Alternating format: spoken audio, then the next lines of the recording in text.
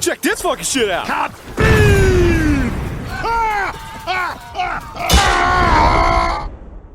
Welcome to a video on how to get good at the Motocross star. Or is it Moto-X star?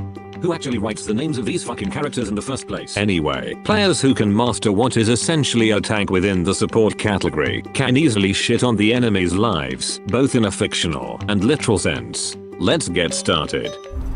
The Motocross star is a variant of the all-star class, who wants you to believe that he loves to ride his bike like Freddie Mercury, but what he actually does is sneak into cow pens and steals piles of shit from the fucking barn house. Because he became so good at running away and making sure he was in and out quickly, Motocross actually moves 15% faster than the base all-star variant. This makes him tied with Breakfast Brains in being the second fastest character in the game.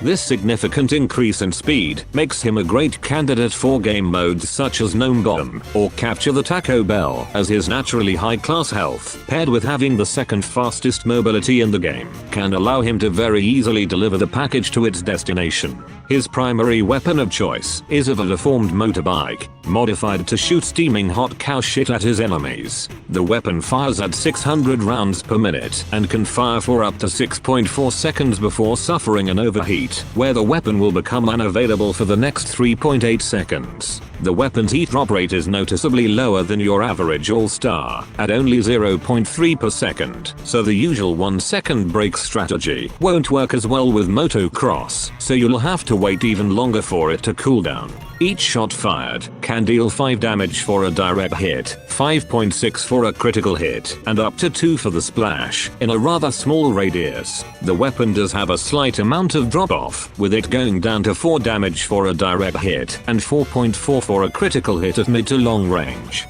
This makes Motocross best suited as a long-range support character, and not the best at direct one-on-one combat, as his damage output is rather poor in comparison to most other all-star variants. However, alongside his extra speed, he does have another perk in the form of a Tesco's home brand ice effect, known as the shit effect. The shit effect is similar to ice in how it is applied. However, it does nothing until you completely cover them in shit. This can happen if you manage to apply roughly 13 hits within rapid succession, and only then will they be completely smothered in complete cow shit. Splash-based hits only contribute half as much, so aim for direct hits as to shit on them as fast as possible. Once applied, the shit will last for 3.5 seconds, during which it will disable abilities, and that's it. This does not sound like much at first glance, but in retrospect, depending on which class you are fighting, this can have major repercussions. Firstly, being locked out of abilities for 3.5 seconds is a long time, even for classes that don't rely on their abilities all that often, such as cacti or sunflowers. They will feel the impact of not being able to use their more passive kits. Ability-dependent classes, such as citrons, pea shooters, and especially chompers will be hit hard by the shit effect, especially if the pea shooter and citron happen to use either pea gatling or baller form, as they will be forced to stay within that form for potentially way longer than they'd like, and in chomper's case, well, they'd just be more fucked than ever, and should just give up by that point. In any case, you essentially act as the third-party tool and can intervene with your enemies one-on-ones to intervene and fuck up either their plan to escape or their plan to actually get their fucking jobs done. Because you enjoy the suffering of others, enjoy shitting on enemies, their opinions, their life, and everything they ever worked for. The optimal upgrade setup for the Motocross star would be the damage, overheat, and health regeneration upgrades, with the overheat and health regeneration upgrades being especially important, as they allow you to not only keep suppressing your enemies with shit for even longer, but allows you to recover from fights quicker and get back to shitting on people.